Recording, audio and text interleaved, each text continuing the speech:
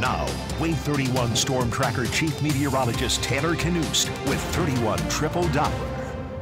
Well, I think it's safe to say that today was our nicest day of January so far, with highs in the mid-60s plus sunshine. It was a great day and a nice break from the rain. We're still dry at this hour in Huntsville, where it's back down to 52 degrees. It is not going to get any cooler than that for the rest of the night tonight. We're down to 50 in Decatur, 50 in Scottsboro, and still 55 in Guntersville. We're expecting rain to move in pretty soon, but at this hour it is still dry on 31 Triple Doppler as we head into the late night hours. All of this rain to our west.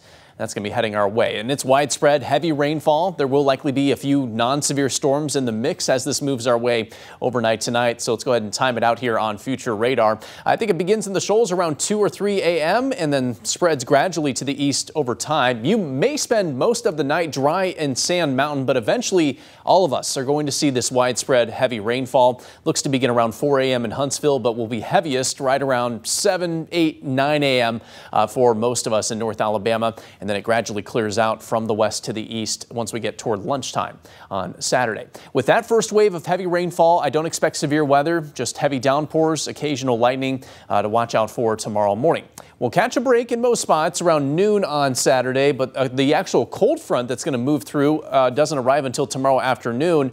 And if our atmosphere can recover enough from that morning round of rain, we may have just enough instability in place for these thunderstorms to reinvigorate along the cold front tomorrow afternoon. And that is what we'll be watching for the potential of severe weather. It may not look like a whole lot here on future radar, but they'll be kind of be what we call low-topped supercells, which are basically going to be rotating in the grand scheme of things, and they won't be necessarily terribly strong or high thunderstorms in the sky, but they will have enough rotation with them that there is some threat for a tornado or two to develop, especially east of I-65 tomorrow afternoon between 1 and 6 p.m. It's not a huge threat, but it is something we will be watching closely. Here's the latest outlook from the Storm Prediction Center. Level 2 risk on the southern fringe of Marshall County and DeKalb counties.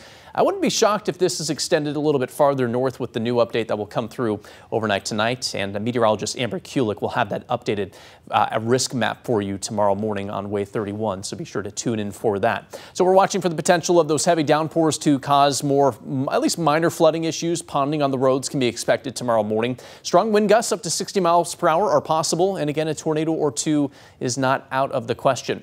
It won't be terribly windy tomorrow morning, but I do expect the wind to pick up tomorrow afternoon, even when it's not storming. We could see the gradient winds gust up to 30 to 40 miles per hour tomorrow. So all of that combined, it's going to be a bit of a messy day out there on Saturday. Rain totals generally around 1 to 2 inches are still expected, but once we get past that, things are going to dry out. Here's your day planner tomorrow. We catch a brief break around noon and then should dry out by tomorrow evening. Your highs tomorrow will be in the 60s in most spots, including 64 in Huntsville. Then a big cool down comes our way on Sunday. Cloudy skies keeps our highs in the mid-40s. That's as cold as it gets on the 10-day forecast. We're looking at a primarily dry and sunny week next week. A lot of great weather to get outside and enjoy after this stormy stretch comes to an end tomorrow.